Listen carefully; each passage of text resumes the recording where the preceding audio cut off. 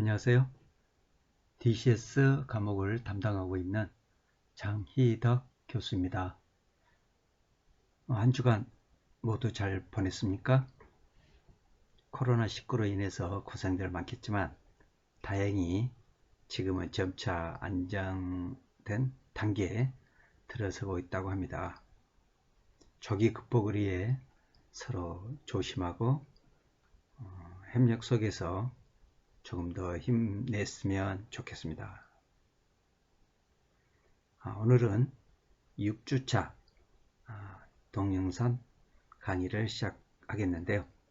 들어가기 앞서서 5주차에 학습했던 DCS 시스템 구성에 대해서 잠깐 리뷰하고 넘어가도록 하겠습니다. 5주차에서 제가 세 가지를 크게 장치들을 설명했는데요. 무엇보다도 현장과 통신을 하고 있는, 즉 인터페이스 역할을 하고 있는 컨트롤러가 있다고 했죠. 이 컨트롤러의 역할은 우리 사람으로 말하면 두뇌 같은 역할을 한다. 그 현장에 통신을 하는데 주로 유랑, 압력, 레벨, 온도, 그리고 회전기기나 장치들, 그리고 밸브들, 또 긴급 작동 밸브들, 이런 현장의 이런 통신들이 주고 받고, 즉 미분, 적분 이렇게 연산을 해서 보내주죠. 어디로? 콘솔, 즉 스테이션, 그렇죠? 회사마다 다르겠지만 콘솔 스테이션, 사람과 인터페이스, 즉 운전자가 기기하고 연결되어 있는 것들을 보는 거죠. 즉 감시 목적도 될 뿐 아니라 조작이라든가 아니면은 현장에 그런 상태들, 운전 기능들 정보 전달을 한다든가 작동을 한다든가 지시를 한다든가, 지금 무엇보다 현장 상황을 파악할 수 있는 그런 장치가 콘솔이 있다, 스테이션이 있다, 이렇게 보시면 되고, 그리고 또 한 가지 중요한 것이 서버라고 했죠. 서버, 뭔가 데이터라든가 시스템 파일들, 이런 것들을 저장하는 장치가 있어야 될 거 아니에요. 그런 것들을 서버라고 한다. 그래서 운전 주임이 또는 컨트롤 오퍼레이터가 현장의 계기값들을 언제, 몇 시에 액션을 어떻게 취했다, 이런 것들, 그리고 프로세스의 그런 알람들이 하이 알람이 울었다, 로우 알람이 울었다, 이런 데이터들, 각종 또 메시지, 이런 시스템 상태들, 에러 등 이런 것들을 감시하고 있는 기능이 바로 서버다. 이런 서버 기능이 죽으면 저장을 할 수 없지 운전은 가능하다는 것. 콘솔 역시도 볼 수 없을 뿐이지 운전은 가능하다. 하지만 컨트롤러가 죽으면 현장 계기들과 통신하지 못하니 공정을 셧다운, 가동을 중지를 해야 된다. 그래서 컨트롤러가 가장 중요하다고 했죠. 그래서 여기서 다시 한번 강조하고 싶은 것은 DCS 시스템을 구성하고 있는 세 가지 장치들을 써보고 거기에 대해서 알고 이해를 하고 있어야 된다. 컨트롤러, 콘솔 또는 스테이션, 그리고 서버, 이 세 가지 구성 요소가 모두 이중화가 되어 있다. 즉 이더넷, 랜 통신망을 통해서 서로 연결이 되어 있다. 그래서 다른 말로는 FTE, 폴트 톨러넌트 이더넷, 이렇게 통신 케이블이 이중화가 되어 있다 이렇게 알고 계시면 될 것 같고요. 뭐 상위 기종도 있고 그러는데 우선 5주차에서는 이런 세 가지 기능들을 잘 기억해 주셨으면 좋겠습니다. 그리고 뭐 운전지음 컨트롤 로버타의 기능에 대해서 한번 이야기했고, 그리고 모든 PC에도 OS 인도만 설치되어 있다면 이런 역곡과를 설치를 하고 EP 케이스 설치할 수 있고, 모든 DCS의 그러한 컨트롤 기능들 이런 것들을 소프트웨어를 설치해서 운전할 수 있다 이렇게 보시면 될 것 같아요. 자, 그러면 오늘은 6주차 DCS 관련해서 학습을 하도록 하겠습니다. 다 아시는 것 같이 디스트리뷰트 컨트롤 시스템 모두 아시겠죠?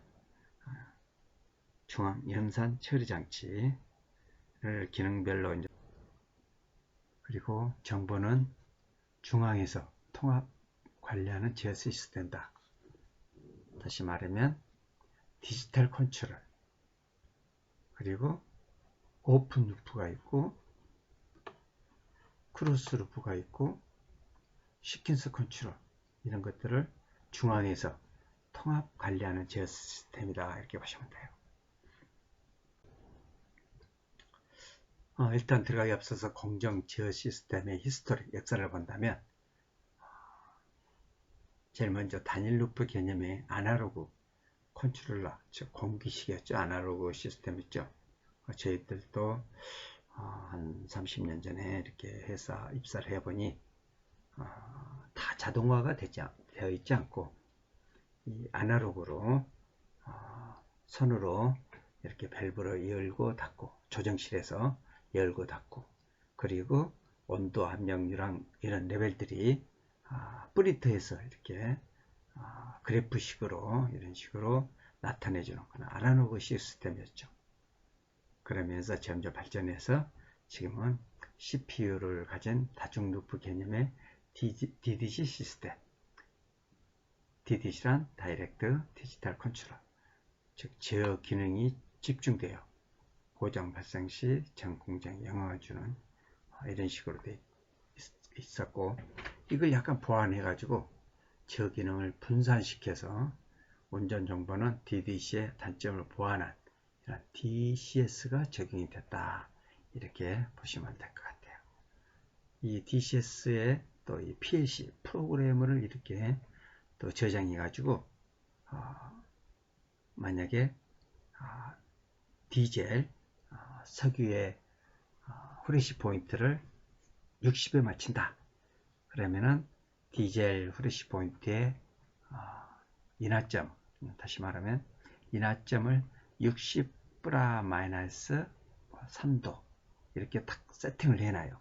그러면은 온도 또는 압력, 환류, 조성 이런 것들이 자동으로 프로그램에 의해서 자동으로 운전이 된다.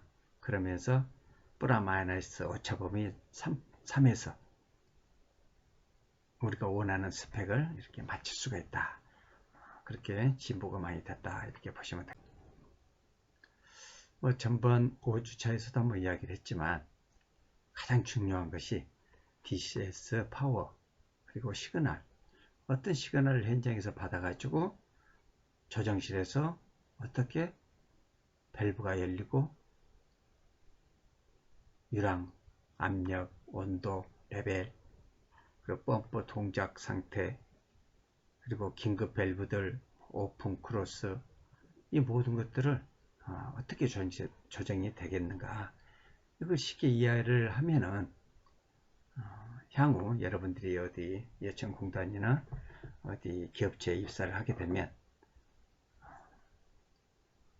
운전 주임이라든가 선배들이 현장에 그 컨트롤 밸브 계기값 한번 봐달라. 현재 유랑이 이 조정실 안에서는 60을 나타내는데 현장에서는 얼마가 나타내는지 봐달라. 레벨이 또 현장에서는 얼마가 나타나는지 이런 것들을 조금만 이해를 한다면 쉽게 운전을 하는데 큰 무리 없이 운전할 수 있다, 이렇게 보시면 될 것 같아요. 다시 한번 설명을 한다면 회전기기죠. 뭔가 유체를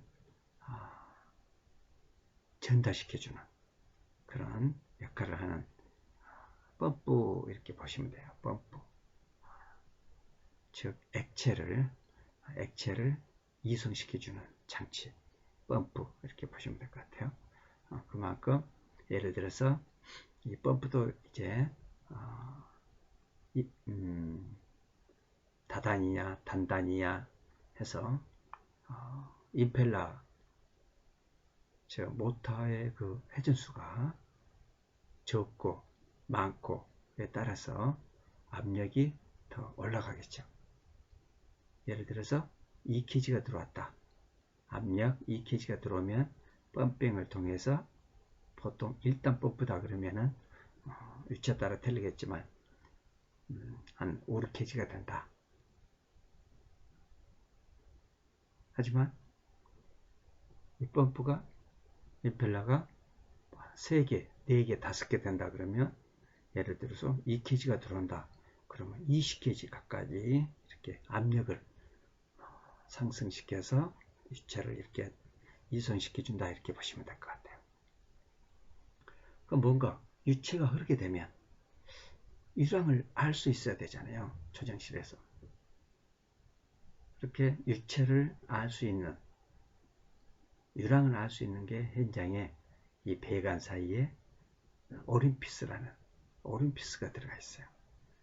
오림피스 아시면 아시겠지만은 이 동그란 원에 조그만 홀이 나 있어요. 그 홀을 통과하면서 유속이 빨라지는 거죠. 즉 베르누이 정리를 우리가 한번 생각해 보면 할 수가 있어요. 많은 유체가 작은 홀을 지나면서 유속이 빨라지면서 그 유랑을 할 수가 있는데, 즉 오림피스의 전단과 그리고 후단의 압력차를 이용해서 어디로? DCS 조정실로 보내준다. 즉 컨트롤러를 통해서, 그리고 콘솔 스테이션을 통해서 이렇게 DCS에서 확인할 수가 있는 거죠. 그래서 뭔가 보내주는 거, 이걸 갖다가 아날로그 인풋이 4에서 20mA로 이렇게 전해줍니다. 그러면 컨트롤러에서 4에서 20mA를 어떻게 유랑을 환산을 해죠. 환산을 해서 예를 들어서 50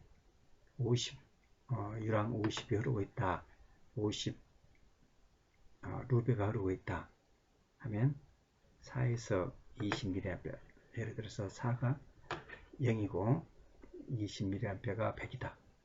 그러면은 50이 흐르고 있다 그러면은 한 11, 2 정도의 암페어가 DCS를 주는 것이죠.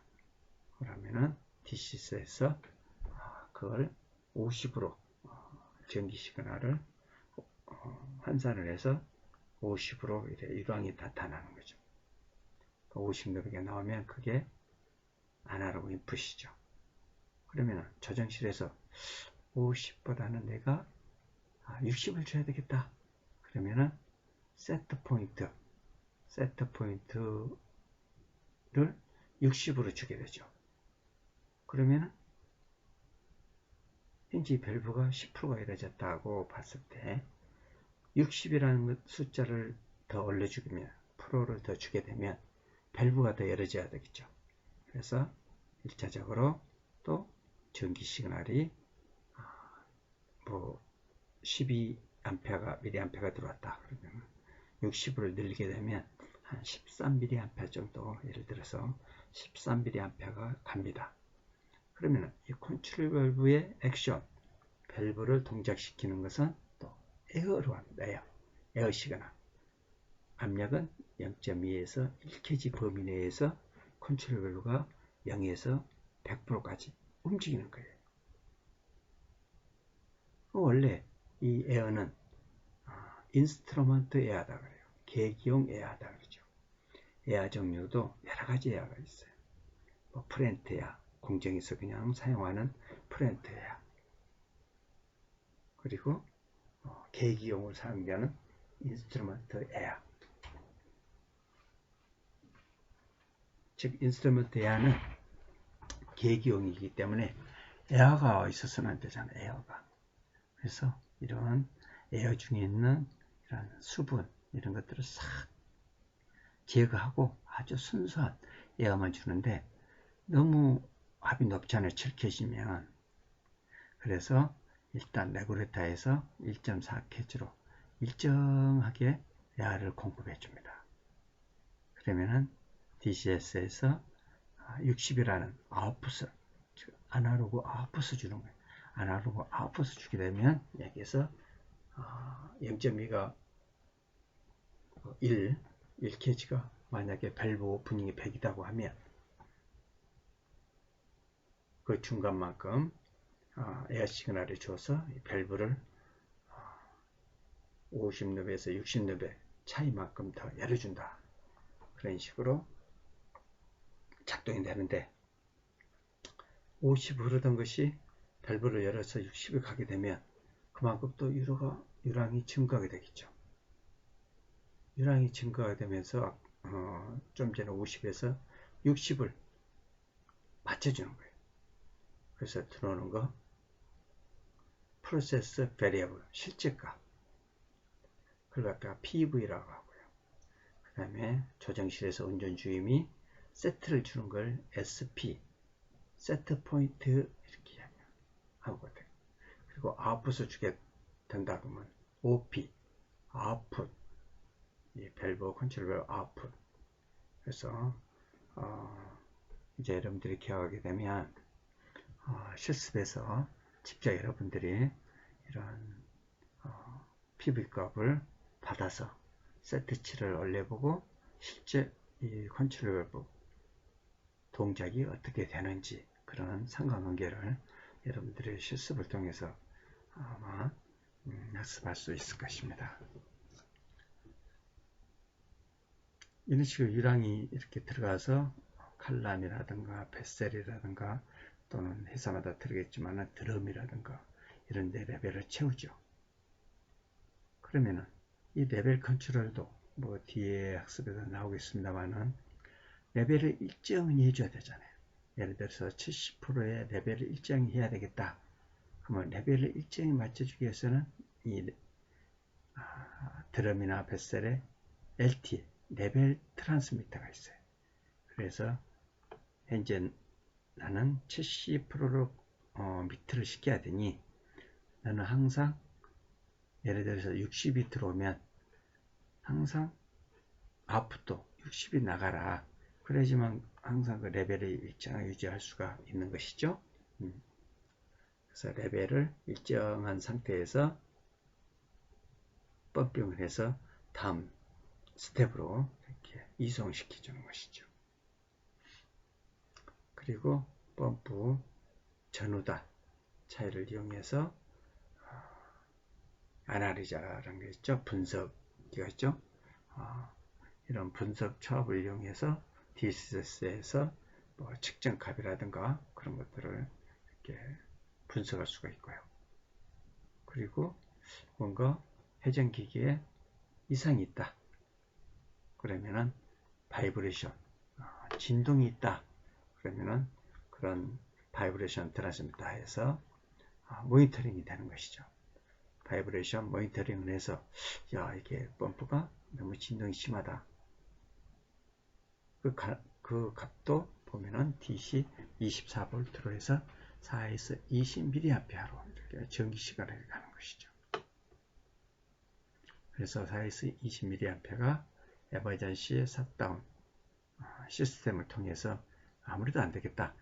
이 펌프의 진공이 너무 심하기 때문에 MCC 브레이커를 내려달라. 자동으로 브레이커를 차단을 시켜줍니다. 그럼으로써 이 펌프의 이런 진동에 의한 회전기기 예방 차원에서 보호를 하게 되는 것이죠. 그리고 또 통신해 줘야 되죠. DCS로 통신해서 회전기가 이런 진동에 의해서 예를 들어서 펌프의 그 진동 하이가 20 마이크론이다.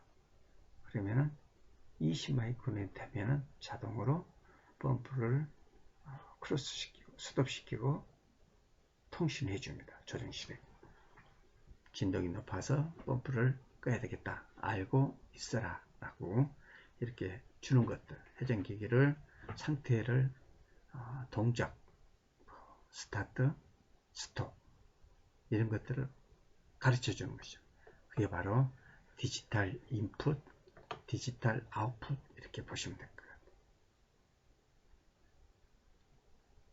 그리고 뭐 MOV, 그다음에 에머전시 셧다운 밸브들 이런 밸브들도 긴급시에 밸브를 크로스 또는 오픈 해서 장치를 보호를 하기 위해서 이런 시스템도 있다는 거.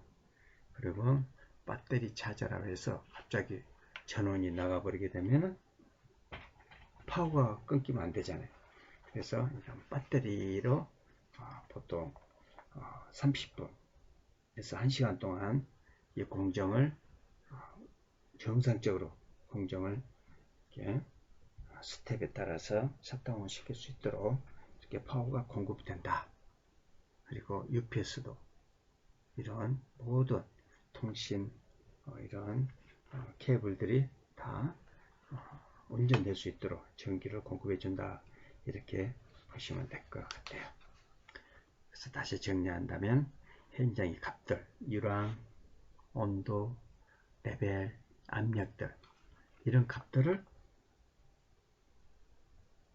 주고 받고 하는 것들을 아날로그 인풋, 그리고 뭔가 액션이 나가면 아날로그 아웃풋, 그리고 뭔가 펌프들이 상태가 좋지 않다.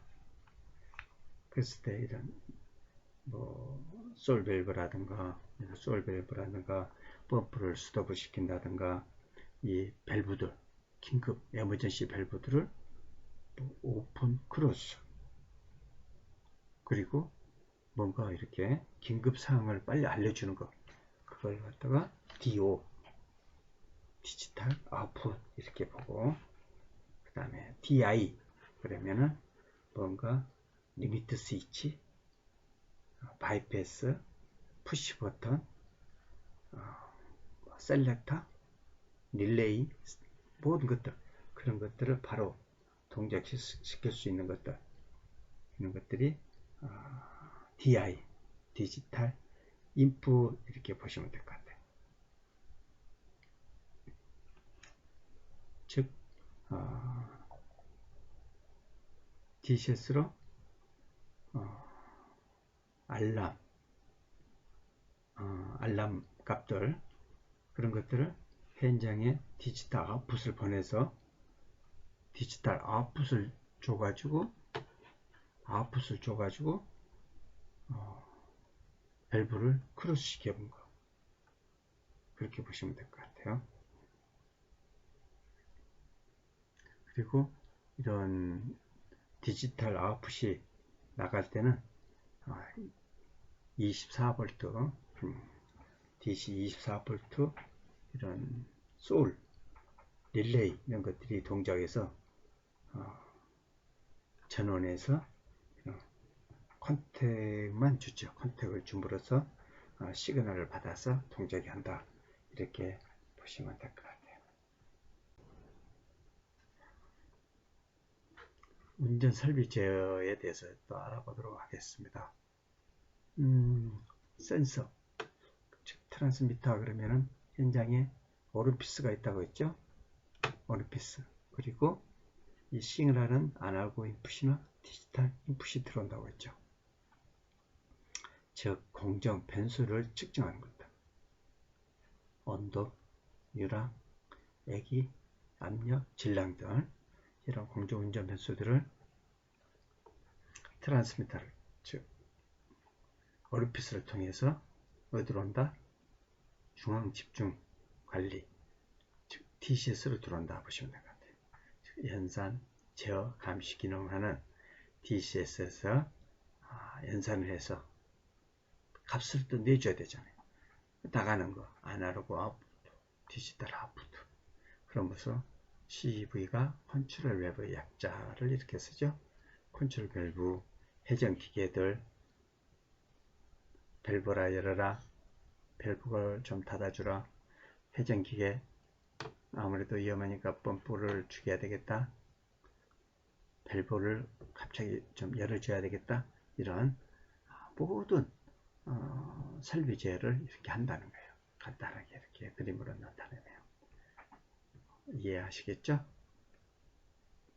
직접 실험을 또 해보면, 실습을 해보면 어느 정도 이해가 될 것 같아요. 그래서 이 DCS 시스템의 특징을 또 몇 가지를 본다면, 약간 고신뢰성이죠. 무정전, 자동전 시스템으로 되어 있고, 그리고 이중화 되어 있다. 왜? 갑자기 이 중요한 이런 전산, 이런 통신 케이블이 하나가 트러블이 나면 안 된다.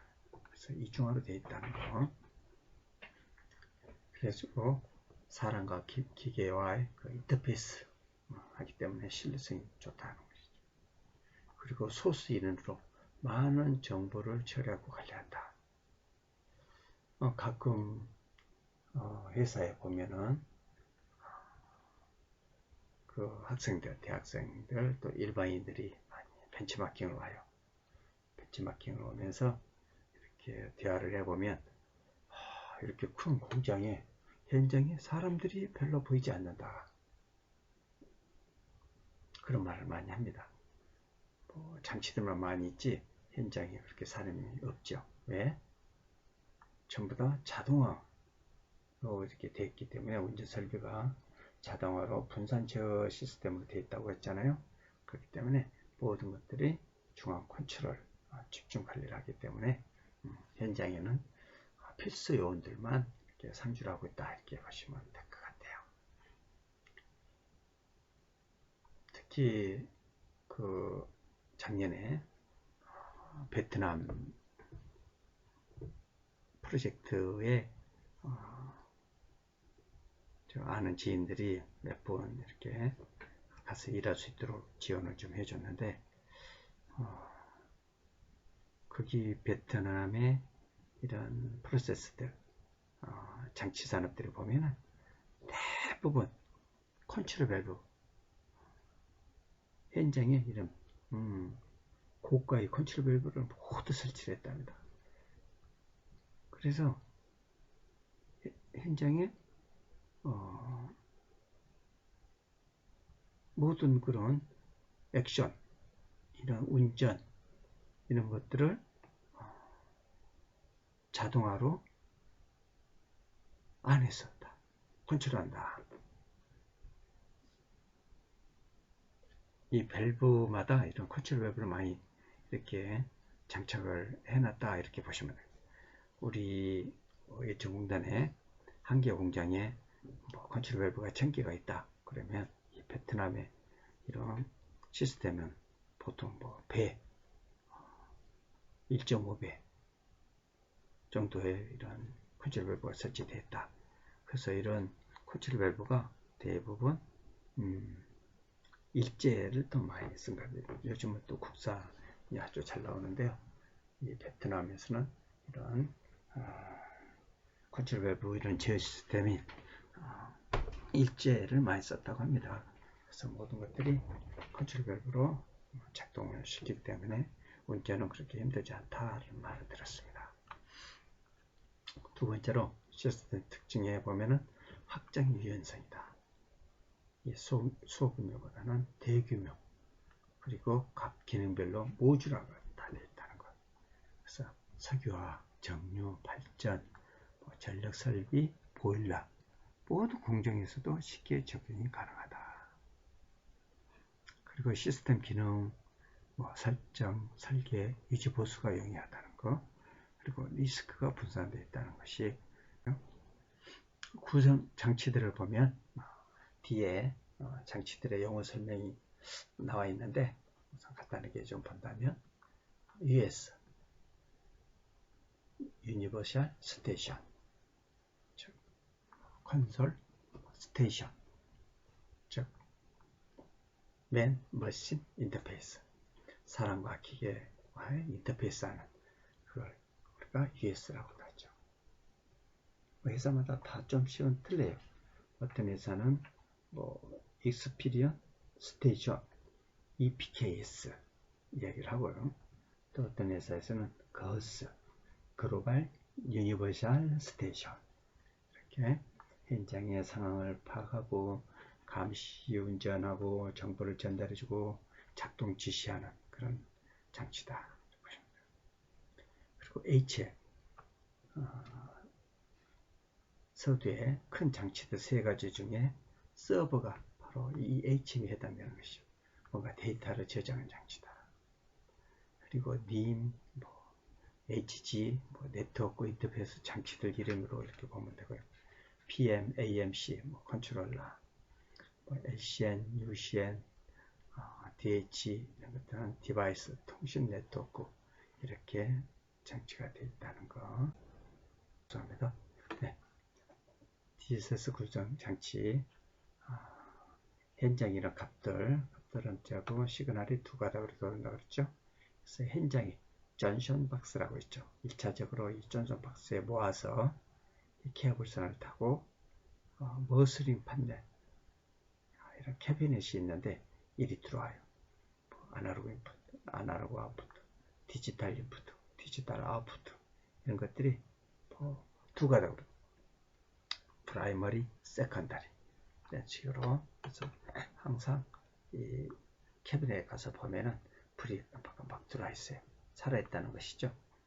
그리고 두 개 중에 하나가 또 나가면 알람이 또 울죠. 어느 캐비넷, 어느 사시에 폴트가 났습니다. 확인해 주세요. 그런 모든 것들 릴레이들이 다 이렇게 돼 있고, 이게 바로 이제 HP 각각의 그 아날로그 인풋, 아웃풋, 디지털 인풋, 아웃풋 이런 것들 쉽게 최종 캐비넷에서 보죠. 이게 이제 최종 UCN을 통해서 케이블선 LCN을 통해서 US 운전주임 컨트롤 오퍼레이터에게 이렇게 보여줄 수가 있죠. 참조하시면 될 것 같아요.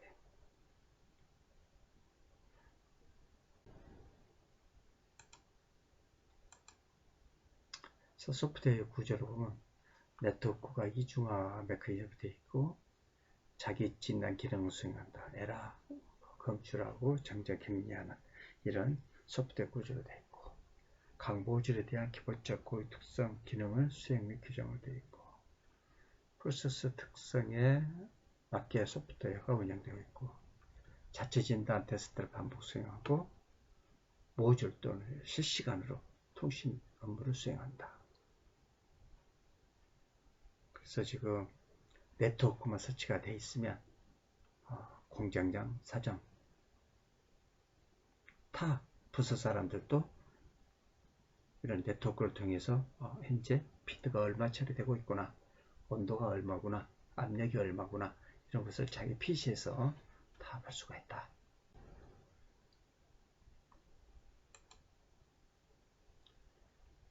그리고 좀 전에 US 건설 그러면은 운전자에게 필요한 DCS 장비 프로세서 변경을 감시한다고 그랬죠. 화면을 건다든가 오퍼레이터 키보드, 우리 자판기 있죠. 우리 자판기처럼 키보드, 그리고 엔지니어들만 이렇게 손대는 키보드가 따로 있고, 그리고 현재 실시간으로 운전 상태를 프린트를 할 수가 있고, 그리고 파워 서플라이가 공급이 어떻게 돼 있고 FDD가 어떻게 돼 있고, 이것들을 가끔 용어 중에 ESD라는 말이 또 자주 나옵니다. 에머전시 셧다운, VM, 서드에도 나왔죠. 해전기기의 바이브레이션 모니터, 장치 이름입니다. 바이브레이션을 모니터링 할 수 있는 벤츄리 네바다에서 이러한 장치 이름이죠. 거기서 처리를 한다.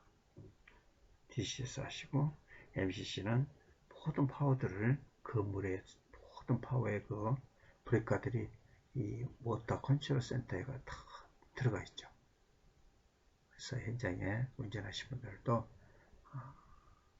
시프트에 4번씩, 5번씩 점검하죠. 혹시 뭐 모터가 과열돼 가지고 있지 않는지, 또 암페가 너무 높은지 이런 것들을 MCC 룸에서 또 점검을 한다. 그리고 에어 값들을 이렇게 조절해 주는 거, IP라고 하죠. 인텐시티, 뉴메티, 7kg 에어 압력을 4kg 정도 이렇게 다운시켜 주는 그런 IP가 있다는 거. 그리고 FT, 프로 트랜스미터. 레벨을 이렇게 트랜스미터 하는 것은 레벨 트랜스미터, LT. 압력을 트랜스미터 하는 것은, 압력을 전송시켜 주는 것은 PT. 그리고 온도는 템퍼러처 트랜스미터, TT. 이렇게 이야기를 한다. 그리고 VT, 바이브레이션 트랜스미터. 이렇게 알고 있습니다.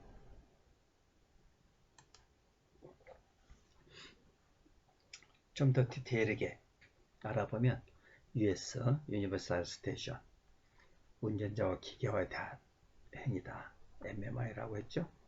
이런 구축으로 프로세스의 모든 상황을 총체적으로 연결해주는 장치. 뭐 다양한 기능들이 있고요. 화면 전체를 또 갖추고 있고, 그리고 네트워크상의 플랜트 제어 및 감시를 목적으로 하고, 터치 스크린, 화면을 탁 터치하면은 그런 값들을 입력할 수도 있고, 또 밸브를 또 열 수도 있고, 그리고 업데이트 할 수 있도록 또 엔지니어링 키가 강조 있어서 편리하게끔 되어 있다. 그러니까 요즘 뭐 PC에 다 잘하잖아요. 그런 분들이 DCS도 조작을 금방 또 해요. 보면 기능 보면은 시스템의 프로세서 오퍼레이션 기능, 감시 조작, 알람 처리, 리포트, 로그, 트렌드, 시스템 상태 감시, 프로세스 엔지니어링 기능, 그러면 네트워크 컨피그레이션 뭔가 수정할 때, 그리고 데이터베이스를 작성한다든가, 그래픽을 다시 작성해서 뭐 추가를 한다든가, 리포트, 뭐 이런 것들은 엔지니어링 기능이죠. 요즘은 운전주임들은 운전만 하는 거예요. 엔지니어들이 컨피그레이션, 그래픽 이런 것들을 담당하고 있고요. 그리고 시스템 스테이터스 화면을 이용해서 시스템이 정상적으로 잘 네트워크가 이루어지고 있다, 없다를 또 이런 진단 기능도 볼 수가 있다. UWS, 유니버셜 워크스테이션, 기능은 비슷합니다. 엔진을 주목적으로 사용한다 이렇게 보시면 됩니다. AM, 어플리케이션 모듈, 현장 계기들 조정이 필요한 아웃풋 값을 계산하거나 운전자가 필요한 정보를 계산해 주는 장치다. 연산 장치다 이렇게 보시면 되고요.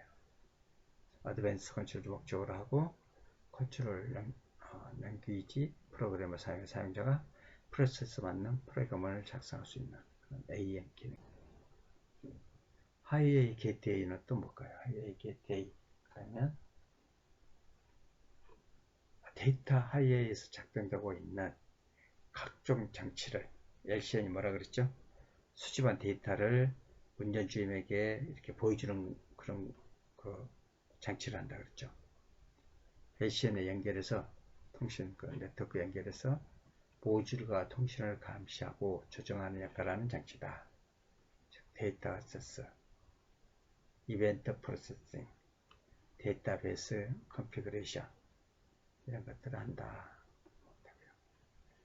HM은 히스토리 모듈, 프로세스에 관련된 모든 데이터뿐만 아니라 시스템의 가동, 필요한, 스타트업에 필요한 시스템의 파일, 포인트들에 대한 데이터를 저장하는 기능, HM. 좀 전에 AM, 연산기능, HM 기능들. 그래서 주로 프로세서, 알람, 모듈 변화, 메시지, 시스템 현재 상태, 에라, 모든 감시가 가는 거다.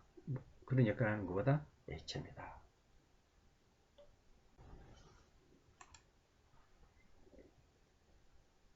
기타 부속 장치로서 EPLCG, 로직 컨트롤 게이트웨이거든요. 이런 레벨, 온도, 압력, 그 다음에 PLC, 외부 기기를 또 이렇게 연결해 가지고 통신하고 감시할 수 있도록 조정하는 역할을 하는 거예요. 상위 버전도 될 수가 있고, 현재 DCS에서 뭔가 브랜딩을 하고 싶다. 그러면 브랜딩에 맞는 소프트웨어를 설치를 해서 볼 수가 있다. 이렇게 보시면 될 것 같아요. 이와 같은 기능을 수행하는 인터페이스 카드다. LC는 아까 얘기했지만 컨트롤러에서 수집한 데이터를 US를 통해서 오퍼레이터에 보여주고, HM을 이용해서 히스토리 모듈이죠. 프로세스 데이터를 저장할 수 있고, LC에 연결된 모듈들을 LCN 케이블 연결되어 서로 통신 가능하는 통신 시스템, 이렇게 보시면 될 것 같아요.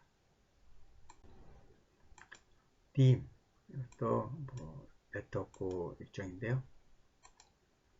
제가 보면 네트워크 인터페이스 모듈이다. APN, HPN, LM 등 이런 용어들은 회사마다 조금씩 틀려요. 기기들이 요코가를 쓴다, 하니엘을 쓴다, EPKS를 쓴다, 그런 거에 따라서 조금씩 틀리지만 기능들은 다 비슷하니까요. 작동 중인 장치를 LCN에 연결해서 LCN에서 모듈과 통신할 수 있도록 LCN 데이터 형태로 변환해주고, 또 LCN에 연결된 AM, US 데이터를 UCN 데이터 형태로 변환하는 역할을 해준다. 즉 현장에서 들어오는 값들을 일단 운전 주임을 볼 수 있도록 뭔가 데이터 값들을 변환을 해준다. 이렇게 보시면 될 것 같아요. 다음은 UCN, 유니버셜 컨트롤 네트워크에 대해서 알아보도록 할게요. UCN이라 그러면은 마찬가지로 데이터를 액세스 해주는 건데, HP나 LM 등 디바이스 등을 연결해서 서로 데이터를 액세스하여 UCN을 거쳐 좀 전에 NIM, 네트워크 인터페이스 모듈을 거쳐 LCN을 보내준다. 그리고 모든 케이블은 AB 이중화로 되어 있고 15분마다 될 것 같아요. 그리고 AI, 다 아시겠지만 아날로그 인풋 이렇게 이야기하죠. 연속적으로 변화 물리를 표현하는 데 사용하는 용어다. 예를 들면 전압, 전류 변화, 누금 크기를 표시하는 것 같은 표현이다. 다시 말하면 현장에 설치되어 있는 계기가 특정 운전 렌즈에서 계속적으로 현 상태 값, 즉 4에서 20mA 전기신호라고 그러죠. DCS로 전송하는 값을 말한다. 대표적인 것이 AI 값으로는 압력, 레벨, 온도, 유랑 이런 것들이다. AO, 아날로그 아웃풋. 현장에 설치된 계기를 조정하기 위하여 특정 운전 렌즈 범위에서 운전자 또는 DCS가 조정하는 값을 한다. PCV, 프리사 컨트롤 밸브, 프로 컨트롤 밸브는 컨트롤 밸브 등을 운전한다. 이 컨트롤 밸브 등을 현장에 썼던 계기가 자동으로 할 것이냐, 아니면 수동으로 해서 운전자가 밸브를 열고 닫고 할 것이냐, 자동으로 할 것이냐, 그걸 갖다가 매뉴얼 모드로 할 것인지 오토 모드로 할 것인지, 긴급을 요할 때는 매뉴얼로 오토를 매뉴얼로 풀어서 매뉴얼로 운전하다가 다시 세트하고 PV가 일정해지면 그때 다시 오토로 운전하는 거. 실습하면서 DI, 디지털 인풋. 다시 바와 같이 데이터나 물리적 양을 미리나 2로 이진 부호 숫자로 표현한 것이다. 즉 현장 계기가 단속적으로 운전되는 on 또는 off 상태를 DCS로 전달하는 것. 즉 밸브가 크로스 됐다, 오픈 됐다, 이런 것들을 전달해 줍니다. DO는 현장 계기가 단속적으로 운전하는 운전자가 또는 DSS가 on 또는 off를 조정하는 것. 펌프를 스타트, 스톱, 밸브를 오픈, 크로스, 이런 것들은 DO, 디지털 아웃풋 이렇게